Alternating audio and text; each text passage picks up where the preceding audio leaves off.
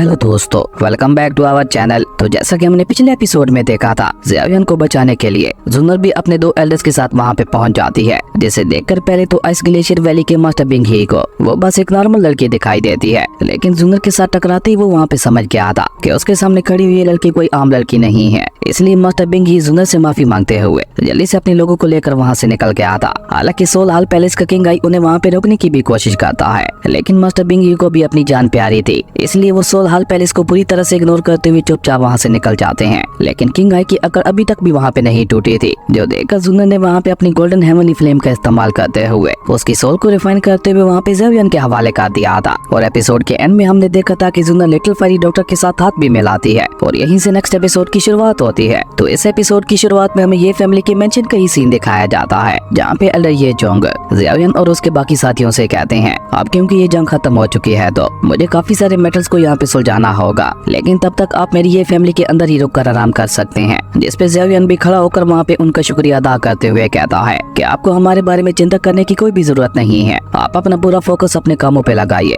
जिसपे एल्डर ये जोंग भी स्माइल करते हुए जिनलान के साथ वहाँ से निकल जाते हैं। दिन के जाते ही जुनर वहाँ पे ज़ियाओयान से सवाल करते हुए पूछती है अब आगे आपका क्या प्लान है। जुनर की ये बात सुनकर ज़ियाओयान वहाँ पे काफी ज्यादा सीरियस हो जाता है और वो उसे वहाँ पे जवाब देते हुए बताता है मेरा अगला टारगेट है सोल हाल पैलेस से अपने टीचर को आजाद करवाना। ज़ियाओयान की ये बात सुनकर जुनर वहाँ पे ज़ियाओयान से कहती है कि अगर आप अपने टीचर याओलाओ को बचाना चाहते हैं तो मैं उसमें आपकी मदद कर सकती हूँ। जुनर की ये बात सुनकर ज़ियाओयान भी वहाँ पे कुछ सोचते हुए अपने मन में कहता है जुनर का बैकग्राउंड वाकई बहुत ज्यादा स्ट्रॉन्ग है। जबकि वहीं दूसरी तरफ हम देखते हैं कि टीचर याओलाओ का नाम सुनकर फर्स्ट एल्डर के साथ साथ सेकंड एल्डर को भी एक बहुत बड़ा झटका लगता है और वो दोनों ही वहाँ पे चौंकते हुए में जुनर से पूछते हैं क्या आप अल्केमी मास्टर याओलाओ की बात कर रही हैं। तो इसका मतलब है कि ज़ियाओयान मास्टर याओलाओ का डिसेबल है। उन दोनों एल्डर्स के इन शॉकिंग एक्सप्रेशंस को देखकर ही पता चल रहा था उन दोनों के दिल में मास्टर याओलाओ के लिए कितनी ज्यादा इज्जत थी। इवन फर्स्ट एल्डर तो वहाँ पे सीरियस होते हुए कहते हैं पूरे डोकू कॉन्टिनेंट के अंदर सिर्फ कुछ ही ऐसे लोग मौजूद हैं जो कि अल्केमी स्किल्स के मामले में मास्टर याओलाओ का मुकाबला कर सकते हैं। इवन हमारी भी एक बार मास्टर याओलाओ के साथ मुलाकात हो चुकी है और आज इतने सालों के बाद उनके बारे में ये जानने को मिल रहा है कि उन्हें सोल हाल पैलेस ने ट्रैप कर रखा है। ये वाकई बहुत ही अफसोस की बात है। जबकि जुनर वहाँ पे ज़ियाओयान से कहती है भले ही अब आप पहले से बहुत ज्यादा स्ट्रॉन्ग हो चुके हो, लेकिन सोल हाल पैलेस भी कम ताकतवर नहीं है और अगर आप अभी अपने इन दोनों साथियों के साथ सोल हाल पैलेस के अंदर अपने मास्टर को बचाने के लिए जाते हैं तो मुझे लगता है आप लोगों की अपनी जान भी खतरे में पड़ सकती है। इसलिए आपको जज्बात में आकर नहीं बल्कि सोच समझ कर ही फैसला लेना होगा। जुनर की ये बात सुनकर ज़ियाओयान भी वहाँ पे कुछ सोच कर उसे जवाब देते हुए कहता है तुम फिक्र मत करो, मैं ऐसे ही कोई कदम नहीं उठाने वाला, बल्कि पहले मैं कोई प्रॉपर प्लान बनाऊंगा, उसके बाद ही टीचर को बचाने के लिए सोल हाल पैलेस के अंदर जाऊंगा। ज़ियाओयान की ये बात सुनकर जुनर के फेस के ऊपर भी स्माइल आ जाती है और वो वहाँ पे ज़ियाओयान से अगला सवाल करते हुए पूछती है क्या आपको अंकल ज़ियाओ के ठिकाने के बारे में कुछ पता चला। जुनर की ये बात सुनते ही ज़ियाओयान अचानक वहाँ पे काफी ज्यादा इमोशनल हो जाता है और वो वहाँ पे अपने पिता को याद करते हुए कहता है जब से मैंने अपने फादर को खोया है मुझे हमेशा ऐसा महसूस होता है कि मैं पूरी तरह से भटक चुका हूँ। ज़ियाओयान की ये बात सुनकर जुनर को वहाँ पे एहसास हो जाता है कि ज़ियाओयान को अभी भी अपने पिता के बारे में कुछ भी पता नहीं चल पाया, लेकिन वो वहाँ पे इस तरह से ज़ियाओयान को परेशान भी नहीं देख सकती थी। इसलिए वो वहाँ पे ज़ियाओयान को तसल्ली देते हुए कहती है आप फिक्र मत कीजिए, जब मैं यहाँ से वापस जाऊंगी तो मैं अंकल ज़ियाओ को ढूंढने के लिए अपना पूरा दम लगा दूंगी और उन्हें ढूंढ कर ही जान लूंगी और जब भी मुझे उनके बारे में पता चलेगा मैं उसी समय आपको भी उस बारे में बता दूंगी। लेकिन जुनर की ये सारी बातें सुनकर भी ज़ियाओयान उसे वहाँ पे कोई भी जवाब नहीं देता। वो तो उल्टा वहाँ पे गुस्से से अपने मन में कहता है कि अपने पिता को ढूंढने के लिए और अपने टीचर को बचाने के लिए मुझे सिर्फ एक ही चीज की जरूरत है और वो है ताकत। मुझे जल्द से जल्द खुद को और भी ज्यादा ताकतवर बनाना होगा। उसके बाद सीन चेंज होता है, हमें एंशिएंट गू क्लैन का सीन दिखाया जाता है, जहाँ पे एक सैनिक आकर कमांडर लिन कुआन को बताता है ग्रेट एल्डर ने अब तक अपना यह आदेश पहुंचाया है कि आपको जल्द से जल्द हमारी यंग लेडी को लेकर वापस एंशिएंट वर्ल्ड में आना होगा। तो सैनिक की ये बात सुनकर लिन कुआन भी वहाँ पे चौंकते हुए कहता है क्या यंग लेडी फिर से वहाँ पे चली गई है और न वो उसी घटिया ज़ियाओ फैमिली के पास ही गई होंगी। जिसपे वो सैनिक भी हाँ में अपना सर हिलाते हुए कहता है कि आपने बिल्कुल ठीक कहा। अब उस सैनिक की ये बात सुनकर लिन कुआन को वहाँ पे बहुत ही ज्यादा गुस्सा आने लगा था। वो गुस्से से अपने हाथों को कसते हुए कहता है मैंने ज़ियाओ फैमिली को पहले ही वार्निंग देते हुए बोला था कि हमारी यंग लेडी से दूर रहें, पर मुझे लगता है वो ज़ियाओयान ऐसे नहीं मानने वाला। अब की बार मुझे खुद जाकर उसे सबक सिखाना होगा। और ये कहकर लिंकॉन वहाँ पे ज़ेवियन को याद करते हुए कहता है, मुझे लगता है तुम अपनी आखिरी बार की बेइज्जती भूल चुके हो, तुम्हें एक बार फिर से वो सब कुछ याद करवाना होगा। और ये कहकर कमांडर लिंकॉन वहाँ पे अपनी सेना के साथ अपनी यंग लेडी को लेने के लिए रवाना हो जाता है। जबकि वहीं दूसरी तरफ हम ज़ेवियन को देखते हैं जो कि अभी तक भी ये फैमिली के अंदर ही मौजूद था और अपने रूम में बैठा हुआ कल्टीवेट कर रहा था। लेकिन तभी अचानक उसे वहाँ पे जुनर का ऑरा महसूस होता है, जिसे महसूस करके वो अपनी कल्टीवेशन से उठते हुए कहता है, अब जब तुम यहाँ पे आ ही गई हो तो खुद को इस तरह से छुपा क्यों रही हो। ज़ेवियन की ये बात सुनकर जुनर भी वहाँ पे स्माइल करते हुए एक पोर्टल के जरिए वहाँ पे पहुंच जाती है और स्माइल करते हुए ज़ेवियन से कहती है, मुझे लगता है कि आप अपनी प्रैक्टिस में इतना ज्यादा खो चुके हो कि आप रेस्ट करना भी भूल चुके हो। और ये कहकर जुनर वहाँ पे अपने पास एक सील को बाहर निकाल कर उसे वहाँ पे ज़ेवियन को देते हुए कहती है कि ये एम्परर जो की छोड़ी हुई तीनों सील्स है और आपकी अभी की प्रैक्टिस के मुताबिक आप थर्ड सील को प्रैक्टिस कर सकते हैं। लेकिन जुनर की ये बात सुनकर हम देखते हैं कि ज़ेवियन वहाँ पे उससे वो सील लेने से थोड़ा झिझक रहा था, जो देखकर जुनर वहाँ पे उदास होते हुए ज़ेवियन से कहती है, प्लीज मना मत करना, आगे चलकर आपका सामना बहुत ही खतरनाक लोगों के साथ होने वाला है, इसलिए मैं चाहती हूँ कि आप अपनी रक्षा के लिए भी इस सील को प्रैक्टिस करें। जुनर की ये बात सुनकर ज़ेवियन के फेस के ऊपर स्माइल आ जाती है और उसी के साथ उसने वहाँ पे जुनर का शुक्रिया अदा करते हुए उससे वहाँ पे उस सील को ले लिया था। जिसके बाद जुनर अचानक ही वहाँ पे अपनी हेवनली स्पिरिचुअल पावर का इस्तेमाल करते हुए वहाँ पे रूम के चारों तरफ एक प्रोटेक्टिव बैरियर बना देती है ताकि वहाँ पे हुई उनकी बातों को कोई भी ना सुन सके। जिसके बाद जुनर अचानक ही वहाँ पे सीरियस होकर ज़ेवियन से सवाल करते हुए पूछती है, वो एंशिएंट टाओशी एम्परर जेड की का क्या हुआ, वो आपके पास महफूज तो है ना, और कहीं किसी को उसके बारे में कुछ पता तो नहीं चला। जिसपे ज़ेवियन नाम में अपना सर हिलाता है और उल्टा वो वहाँ पे जुनर से सवाल करते हुए पूछता है, क्या तुम्हारे एंशिएंट ट्राइब को भी उसी एंशिएंट टाओशी एम्परर जेड की जरूरत है। जिसपे जुनर हाँ में अपना सर हिलाते हुए वहाँ पे ज़ेवियन को बताती है कि एंशिएंट टाइम्स में सिर्फ कुछ ही ऐसे स्ट्रॉन्ग पर्सन थे जिन्होंने डाउ डी में ब्रेक थ्रू किया था और एंशिएंट टाओशी एम्परर की डोकू कॉन्टिनेंट के अंदर मौजूद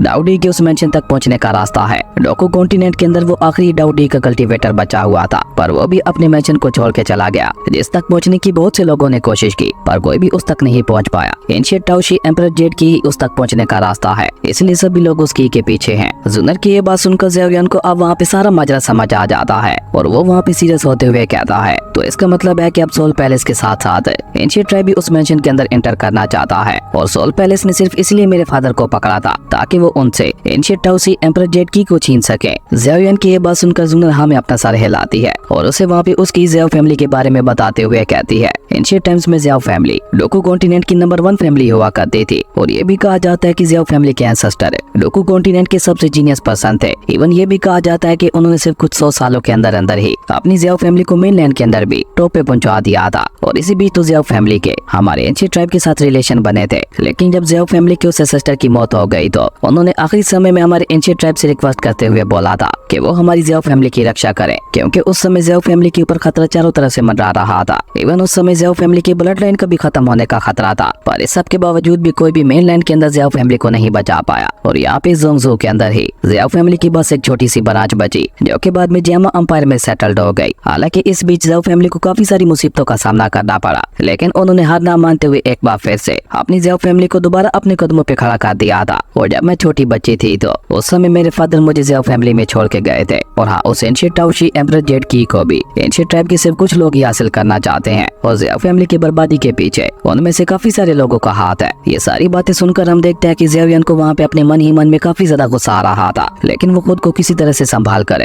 जुनर से सवाल करते हुए पूछता है कि तुम हमारी ज़ेव फैमिली की जिस एंसेस्टर की बात कर रही थी उनका नाम क्या था। ज़ेवियन की ये बात सुनकर जुनर उसे वहाँ पे जवाब देते हुए बताती है कि उनका नाम ज़ियाओ जुआन था। अपने एंसेस्टर का नाम सुनकर ही हम देखते हैं कि ज़ेवियन की आंखों में उनके लिए काफी ज्यादा इज्जत दिखाई दे रही थी और वो वहाँ पे खुश होते हुए कहता है, कितना कमाल का और ताकतवर नाम है, जैसा कि वाकई ज़ेव फैमिली के एंसेस्टर का होना चाहिए था। अब ये कहना भी गलत नहीं होगा कि ज़ेवियन अपने एंसेस्टर ज़ियाओ जुआन को अपना हीरो मान चुका था। लेकिन इसी बीच उन दोनों को वहाँ पे रूम के बाहर कुछ आवाज सुनाई देती है, जिसे सुनते ही वो दोनों भी वहाँ पे सतर्क हो जाते हैं। और ये आवाज किसी और ने नहीं बल्कि फर्स्ट एल्डर और सेकंड एल्डर ने की थी, जो कि वहाँ पे छुपते हुए ज़ेवियन और जुनर की बातों को सुनना चाहते थे। लेकिन काफी ज्यादा कोशिश के बावजूद भी उन लोगों को वहाँ पे कुछ भी जानने को नहीं मिलता। लेकिन इसी बीच हम देखते हैं कि जुनर वहाँ पे उल्टा उन दोनों के पीछे टेलीपोर्ट होकर उनसे सवाल करते हुए पूछती है, आखिर आप दोनों यहाँ पे ये सब क्या करने की कोशिश कर रहे हैं। अब अपने सामने अपनी यंग लेडी को देखकर बेचारे वो दोनों ही एल्डर्स वहाँ पे हड़बड़ा जाते हैं और आपस में वहाँ पे नाटक करते हुए कहते हैं, ये तो हमारी यंग लेडी है, हम खामखा ही डर रहे थे। आपने उन दोनों एल्डर्स की ये बात सुनकर जुनर वहाँ पे उन दोनों से एक बार फिर से सवाल करते हुए पूछती है, आपने मुझे बताया नहीं कि आखिर आप दोनों यहाँ पे क्या करने की कोशिश कर रहे थे। जिसपे वो दोनों ही बात को टालते हुए कहते हैं कि हम तो बस यहाँ से गुजर रहे थे। ओके यंग लेडी, बहुत ज्यादा रात हो चुकी है, अब मेरे ख्याल से आपको जाकर रेस्ट करना चाहिए। और ये कहकर वो दोनों ही वहाँ पे जुनर को कोई जवाब दिए बगैर ही रफू चक्कर हो जाते हैं। जबकि वहीं दूसरी तरफ हम ज़ेओयन को देखते हैं, जो कि अभी तक भी वहाँ पे अपने रूम में ही खड़ा हुआ था और वहाँ पे खुद से ही कह रहा था, अब मुझे आगे बढ़ने के लिए सिर्फ और सिर्फ ताकत की जरूरत है। अब मेरे सारे रास्ते आका ताकत पे ही खत्म होते हैं। मुझे अपनी फैमिली और अपने प्यारों को बचाने के लिए जल्द से जल्द खुद को पावरफुल बनाना होगा। और ये कहते कहते ज़ेओयन को वहाँ पे अपने मास्टर याओ लाओ की कही हुई बातें याद आती हैं, जहाँ एक बार उन्होंने ज़ेओयन से बोला था कि अगर तुम्हें इस क्रूअल वर्ल्ड के अंदर अपने प्यारों की रक्षा करनी है तो उसके लिए तुम्हें खुद को बहुत ज्यादा ताकतवर बनाना होगा, ताकि कोई भी तुम्हारी फैमिली से पंगा लेने से पहले 100 बार सोचे। और अपने मास्टर की कही उस बात को याद करके ज़ेओयन वहाँ पे स्माइल करते हुए कहता है, मास्टर आपने बिल्कुल ठीक कहा था। और ये कहकर ज़ेओयन दोबारा वहाँ पे अपनी जगह पे बैठकर अपनी कल्टीवेशन को स्टार्ट करते हुए कहता है, अब सबसे पहले तो मुझे अपनी बॉडी के अंदर मौजूद उस लेवल मैजिक पॉइजन को रिफाइन करना होगा। और हाल में ही हुई फाइट्स को देखते हुए तो मुझे ऐसा लगता है कि अब की बार उस लेवल मैजिक पॉइजन को रिफाइन करना मेरे लिए इतना ज्यादा मुश्किल काम भी नहीं होगा। और ये कहकर ज़ेओयन वहाँ पे उसी लेवल मैजिक पॉइजन को ही रिफाइन करना शुरू कर देता है। जबकि वहीं दूसरी तरफ हम जुनर और लिटिल फायरी डॉक्टर को देखते हैं, जो कि वहाँ पे दूर से ही बैठी हुई ज़ेओयन के रूम को ही देख रही थी। और जैसे ही ज़ेओयन वहाँ पे अपनी कल्टीवेशन को स्टार्ट कर देता है तो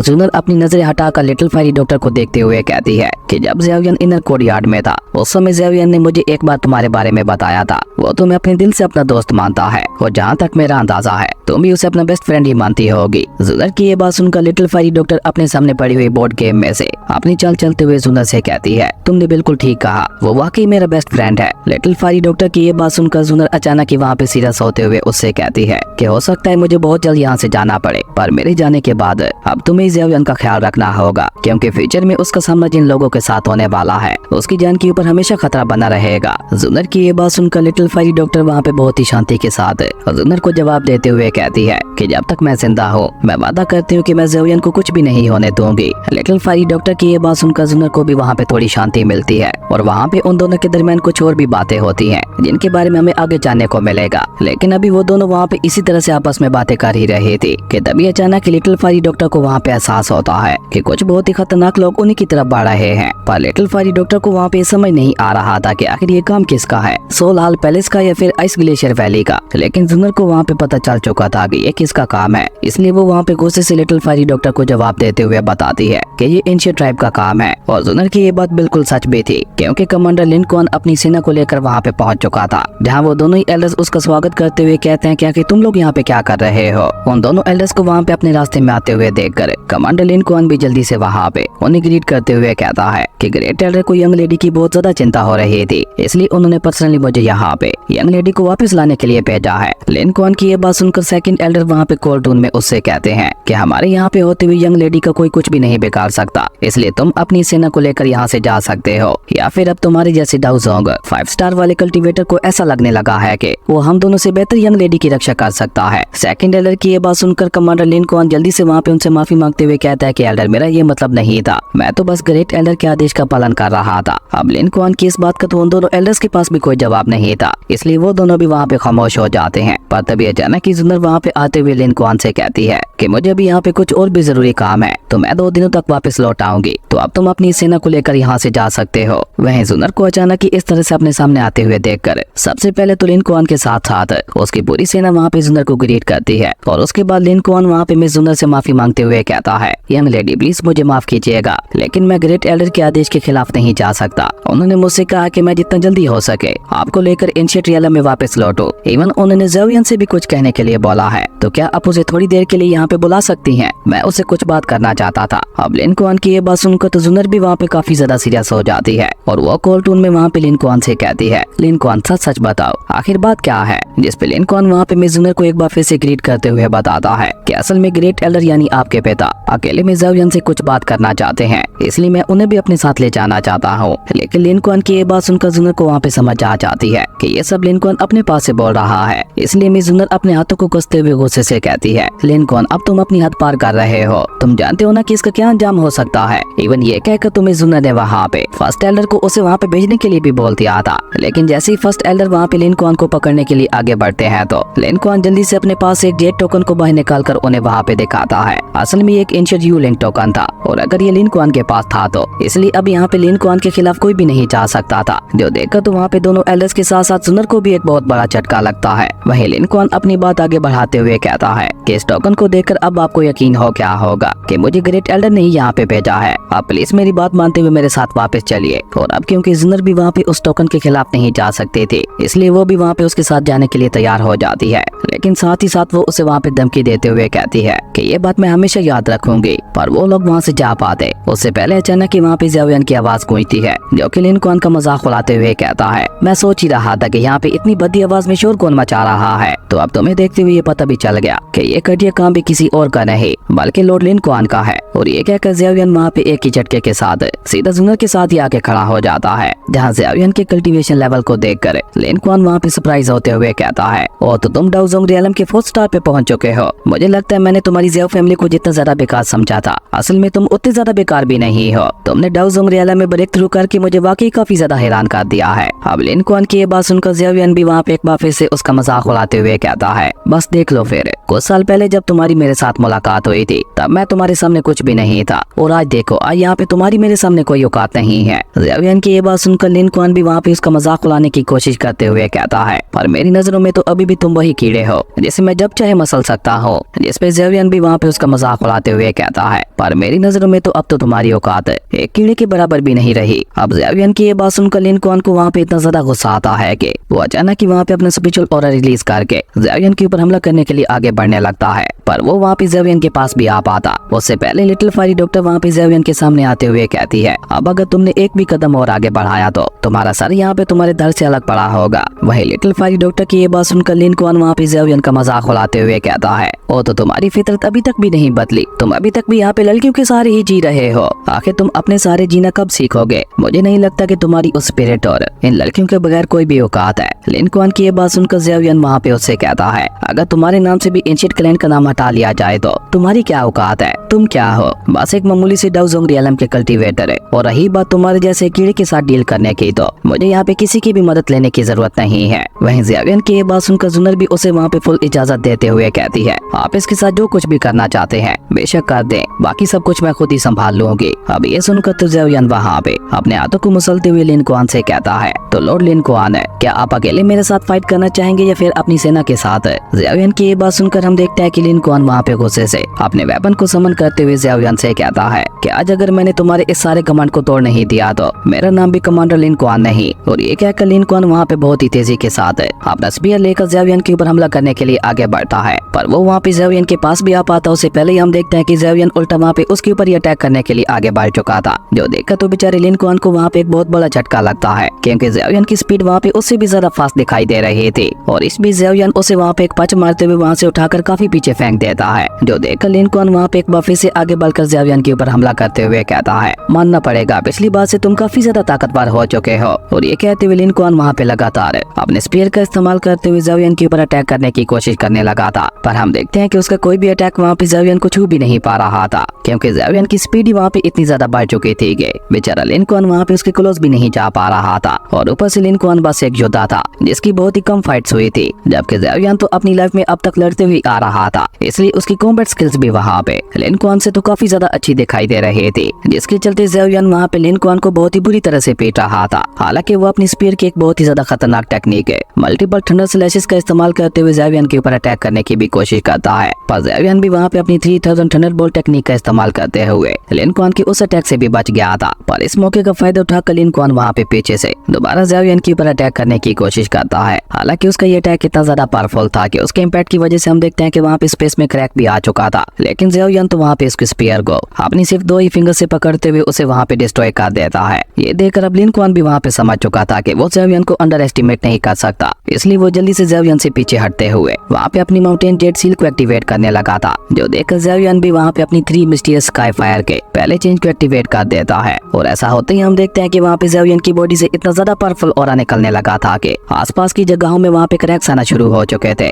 और उसी के साथ साथ ज़ाओयन के फेस के ऊपर भी फैमिली मार्क्स बन जाते हैं। और ज़ियाओयान का ये रूप देखने में काफी ज्यादा कूल लग रहा था, जिसके बाद ज़ियाओयान वहाँ पे बहुत ही तेजी के साथ लिन कुआन के ऊपर हमला करने के लिए आगे बढ़ता है। पर बेचारा लिन कुआन तो अभी तक भी वहाँ पे अपनी सील को पूरा नहीं बना पाया था, इसलिए वो अपनी उसी अनकम्प्लीट सील का ही इस्तेमाल करते हुए ज़ियाओयान के ऊपर अटैक करने की कोशिश करता है। पर ज़ियाओयान वहाँ पे इतनी तेजी से उसके पास से गुजर जाता है कि उसे वहाँ पे इस बात का एहसास ही नहीं होता। और उसी के साथ साथ बेचारा लिन कुआन वहाँ पे कुछ समय पाता। ज़ियाओयान ने वहाँ पे पीछे से आगे बढ़ते हुए उसे एक बहुत ही ज्यादा पावरफुल पंच मार दिया था, जो कि उसे इतनी जोर से लगता है कि लिन कुआन के मुंह से वहाँ पे खून भी निकलने लगा था। पर ज़ियाओयान तो वहाँ पे उसके ऊपर कोई भी रहम ना दिखाते हुए उसे वहाँ पे उठाकर काफी तेजी से पीछे की तरफ फेंक देता है, जिसके इम्पैक्ट की वजह से हम देखते हैं कि बेचारा लिन कुआन वहाँ पे चट्टानों को तोड़ता हुआ सीधा नीचे जमीन पे जा गिरा था, जिसके साथ ही उसकी हालत वहाँ पे काफी ज्यादा खराब हो चुकी थी। जो देखकर ज़ियाओयान वहाँ पे उसका मजाक उड़ाते हुए कहता है कि मुझे तो लगा था कि तुम्हारे साथ फाइट करने में थोड़ा बहुत मजा आएगा, पर तुम तो बहुत ही ज्यादा स्लो निकले। इवन खुद लिन कुआन की सेना भी वहाँ पे काफी ज्यादा हैरान दिखाई दे रही थी। वो सभी वहाँ पे आपस में बातें करते हुए कहते हैं, क्या ये वही ज़ियाओयान है जिसे कमांडर लिन कुआन हमेशा कचरा कहकर बुलाया करते थे? ऐसी खतरनाक पावर्स तो हमारे एंशिएंट ट्राइब की यंगर जनरेशन में भी नहीं है। जबकि वहीं दूसरी तरफ वो दोनों एल्डर्स तो वहाँ पे खुश होते हुए कहते हैं, ये लिन कुआन इसी के काबिल है, काश एक बार मुझे मौका मिल जाता तो मैं तो इसकी हालत और भी ज्यादा खराब कर देता। इसी बीच हम देखते हैं कि अचानक लिन कुआन वहाँ पे अपना पूरा दम लगाकर खड़ा होते हुए वहाँ पे ऊपर आसमान में आ गया था और वहाँ पे अपनी एक सीक्रेट टेक्निक का इस्तेमाल करते हुए अपनी पावर को और भी ज्यादा बढ़ाने लगा था, जहाँ साथ साथ वो वहाँ पे ज़ियाओयान को धमकी देते हुए ये भी कह रहा था कि तुम्हारे जैसे कचरे को क्या लगता है कि वो मेरे जैसे एक महान कमांडर को इतनी आसानी से हरा देगा? आज मैं तुम्हें यहाँ पे हरा कर साबित कर दूंगा कि तुम पहले भी एक कचरे थे और आज भी एक कचरे ही हो। लिन कुआन की उस सीक्रेट मेथड को देखकर फर्स्ट एल्डर वहाँ पे थोड़ा चौंकते हुए कहते हैं, क्या इस लिन कुआन को अपनी जिंदगी से प्यार नहीं है जो ये यहाँ पे इस तरह से अपनी सोल को बंद करते हुए अपनी पावर को बढ़ा रहा है? हालांकि वो दोनों एल्डर्स तो उसे वहाँ पे रोकना चाहते थे, लेकिन मिस जुनर उन्हें वहाँ पे ऐसा करने के लिए साफ साफ मना कर देती है। जबकि वहीं दूसरी तरफ हम देखते हैं कि अपने सीक्रेट मेथड का इस्तेमाल करने के बाद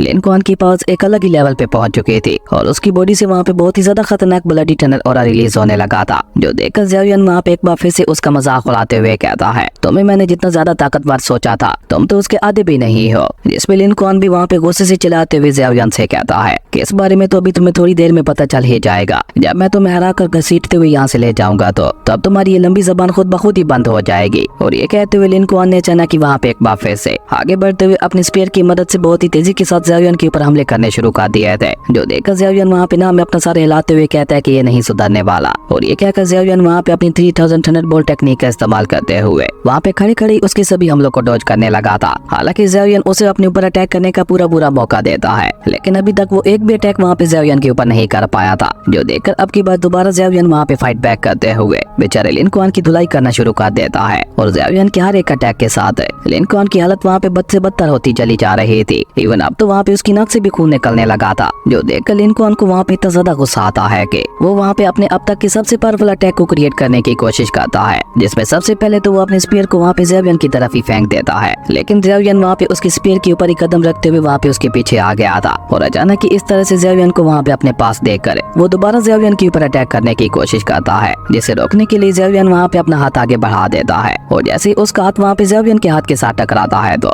बेचारे लिन कुआन का पूरा हाथ ही वहाँ पे टूट गया था। और इसी बीच ज़ियाओयान दोबारा उसे वहाँ पे उसके फेस के ऊपर एक बहुत ही ज्यादा पावरफुल पंच मार देता है, जो कि उसे वहाँ पे इतना जोर से हिट होता है कि वो वहाँ पे बड़ी बड़ी चट्टानों को तोड़ता हुआ दोबारा बहुत ही तेजी के साथ नीचे जमीन पे जा गिरा था। इवन वो वहाँ पे जिस टावर के साथ टकराया था वो टावर भी वहाँ पे टूट के गिर गया था। पर अभी तक खेल खत्म नहीं हुआ था। ज़ियाओयान लिन कुआन को वहाँ पे अपनी स्पेशल पावर का इस्तेमाल करते हुए दोबारा वहाँ पे अपने पास बुला लेता है और उसे गले से पकड़कर ऊपर हवा में उठाते हुए कहता है, देखो आज ज़ियाओ फैमिली के उस कचरे ने तुम्हारी क्या हालत कर दी जिसे तुम एक कीड़ा समझते थे। और ये कहकर ज़ियाओयान उसे उठाकर दोबारा वहाँ पे नीचे फेंक देता है। ऐसा लग रहा था कि बेचारा लिन कुआन जैसे कोई बाल हो, जिसे ज़ियाओयान बार बार इधर उधर फेंके जा रहा था। वहीं अपने कमांडर की ऐसी हालत देखकर दो सैनिक जल्दी से आगे बढ़ते हुए उसे वहाँ पे संभालने की कोशिश करते हैं, जबकि फर्स्ट एल्डर वहाँ पे ये सब देखकर स्माइल करते हुए कहता है, ये लड़का तो काफी ज्यादा रूटलेस निकला, अब तो मैं इससे और भी ज्यादा इंप्रेस हो चुका हूँ। जिसपे सेकंड एल्डर भी उसकी हाँ में हाँ मिलाते हुए कहते हैं कि तुम बिल्कुल ठीक कह रहे हो। इसी बीच ज़ियाओयान सीधा वहाँ पे आगे बढ़ते हुए जुनर के सामने आ जाता है, जहाँ ज़ियाओयान काफी ज्यादा उदास दिखाई दे रहा था। और ज़ियाओयान को वहाँ पे इस तरह से उदास देखकर